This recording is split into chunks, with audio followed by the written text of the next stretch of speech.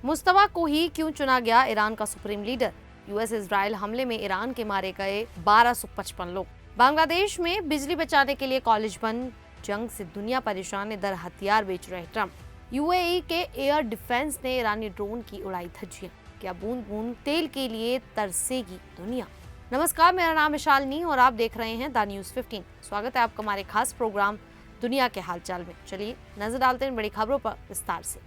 Iran के supreme leader Ayatollah Ali Khamenei की हत्या के करीब 10 दिन बाद देश को नया सर्वोच्च नेता मिल गया है। असेंबली ऑफ एक्सपर्ट ने उनके दूसरे नंबर के बेटे मुस्तफा खामनेई को ईरान का तीसरा सुप्रीम लीडर चुन लिया है। ईरान के इतिहास में पहली बार ऐसा हुआ है जब सुप्रीम लीडर का पद एक तरह से वंशागत तरीके से पिता से बेटे को मिला है। मुस्तफा खामनेई का जन्म 1969 में हुआ था। उनकी शुरुआती पढ़ाई मशहद के एक मदरसे में हुई। 17 साल की उम्र में उन्होंने सेना ज्वाइन की और इराक के खिलाफ युद्ध में भी हिस्सा लिया। बाद में जब उनके पिता अली खामनेई ईरान के सुप्रीम लीडर बने तो मुस्तफा धीरे धीरे उनके दफ्तर से जुड़ गए। बताया जाता है कि 2021 तक वे अनौपचारिक रूप से कई अहम फैसलों में भूमिका निभा रहे थे और 2022 में उन्हें आधिकारिक तौर पर सुप्रीम लीडर के कार्यालय में बड़ी जिम्मेदारी दी गई। हालांकि खामनेई परिवार में उनसे बड़े भाई मुस्तफा खामनेई भी हैं, लेकिन उन्हें इस पद के लिए नहीं चुना गया। वजह यही मानी जा रही है कि मुस्तफा ज़्यादा धार्मिक कामों और उपदेशों में लगे रहते हैं और राजनीति से दूरी बनाए रखते हैं। वहीं मुस्तफा को राजनीति और सैन्य मामलों का अनुभव है और उनका ईरान की ताकतवर फोर्स IRGC से भी करीबी संबंध बताया जाता है। मुस्तफा को अपने पिता की तरह सख्त और कट्टर विचारों वाला नेता माना जाता है। कहा जाता है कि 2009 और 2022 के विरोध प्रदर्शनों को दबाने में उनकी अहम भूमिका रही थी। अब उम्मीद जताई जा रही है कि उनके नेतृत्व में ईरान आगे बढ़ेगा। ईरान के डिप्टी हेल्थ मिनिस्टर अली जाफरियन ने कहा है कि अमेरिका और इजराइल के हमलों में सबसे ज़्यादा नुकसान आम लोगों को हुआ है। उनके मुताबिक अब तक ईरान में कम से कम 1255 लोगों की मौत हो चुकी है, जिनमें करीब 200 बच्चे और 11 स्वास्थ्य कर्मी शामिल हैं। मरने वालों की उम्र 8 महीने से 88 साल तक बताई जा रही है। इसके अलावा 12,000 से ज़्यादा लोग घायल भी हुए हैं। जाफरिया ने कहा कि कई लोग अपने घरों या काम की जगह पर थे, तभी उन पर हमले हुए। इन हमलों में 29 अस्पताल और क्लिनिक सेंटर भी प्रभावित हुए हैं, जिनमें से 10 को बंद करना पड़ा है। कई हेल्थ सेंटर, इमरजेंसी सेवाएं और एम्बुलेंस भी क्षतिग्रस्त हुई हैं। तेहरान में तेल डिपो और रिफाइनरी पर हमलों के बाद बड़ी आग लग गई, जिससे शहर में जहरीला धुआं फैल गया। सरकार ने लोगों, खासकर बच्चों और बुजुर्गों को घर में रहने और खिड़कियां बंद रखने की सलाह दी है। जाफरिया ने चेतावनी दी है कि इससे पर्यावरण को भी लंबे समय तक नुकसान हो सकता है। तो वहीं अमेरिका, इजराइल और ईरान के बीच चल रहे तनाव का असर अब दूसरे देशों पर भी दिखने लगा है। बांग्लादेश में ऊर्जा संकट बढ़ता जा रहा है, इसीलिए सरकार ने बिजली बचाने के लिए बड़ा फैसला लिया है। सरकार ने 9 मार्च से सभी सरकारी और निजी यूनिवर्सिटी बंद करने का आदेश दे दिया है। इन छुट्टियों को ईद उल फितर की छुट्टियों के साथ जोड़ दिया गया है ताकि बिजली की खपत कम की जा सके। सिर्फ इतना ही नहीं, बांग्लादेश में पेट्रोल और डीजल की बिक्री पर भी लिमिट लगा दी गई है। हालात ऐसे हैं कि कई जगह पेट्रोल पंपों पर लोगों की लंबी लाइनें लग रही हैं। अब बाइक वाले रोज सिर्फ 2 लीटर पेट्रोल खरीद सकेंगे।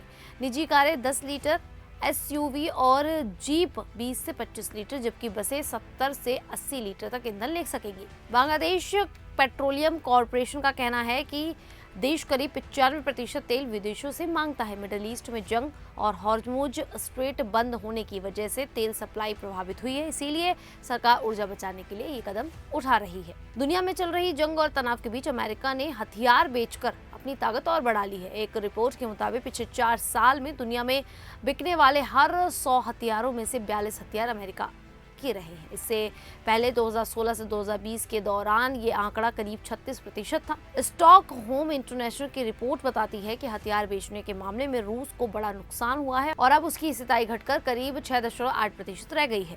अमेरिका के सबसे बड़े हथियार खरीदारों में सऊदी अरब पहले नंबर पर है। पिछले 4 साल में अमेरिका के कुल हथियारों का करीब 12% सऊदी ने खरीदा है, जिनमें F-35 फाइटर जेट और मिसाइल सिस्टम शामिल है। दूसरे नंबर पर यूक्रेन है, जो रूस के साथ युद्ध लड़ रहा है और अमेरिका से मिसाइल व बख्तरबंद वाहन खरीद रहा है। तीसरे नंबर पर जापान है, जो चीन के साथ तनाव के कारण अमेरिका से रडार और मिसाइल सिस्टम ले रहा है।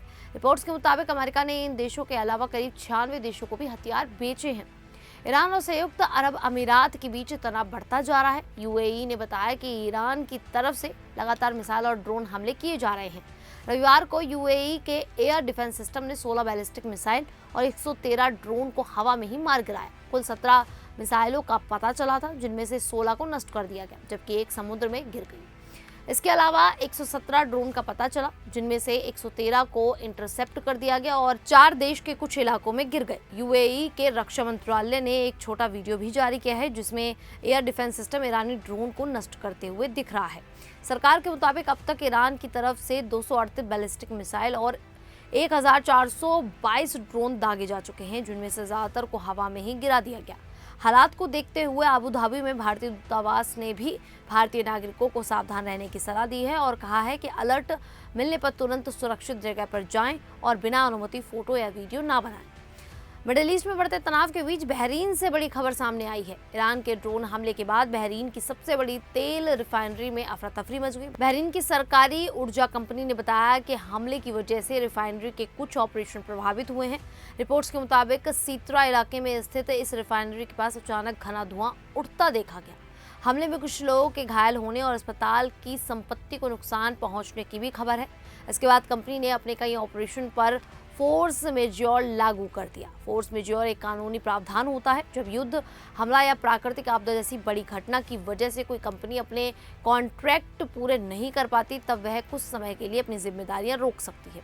विशेषज्ञों का कहना है कि मिडिल ईस्ट में तेल ठिकानों पर हमले बढ़े तो अंतर्राष्ट्रीय तेल बाजार पर असर पड़ सकता है। हालांकि बहरीन सरकार का कहना है कि देश में फिलहाल पेट्रोल और डीजल की सप्लाई सामान्य है। खैर, आप लोगों को क्या लगता है कि सच में पेट्रोल और डीजल के दाम लगातार बढ़ते हुए नजर आ सकते हैं आने वाले समय में? तो आप हमें कमेंट करके अपनी राय जरूर दें। अभी के लिए इतना ही, फिर हाजिर होंगे ऐसी ही देश और दुनिया से जुड़ी बड़ी खबरों के साथ। तब तक के लिए देखते रहिए द न्यूज़ 15।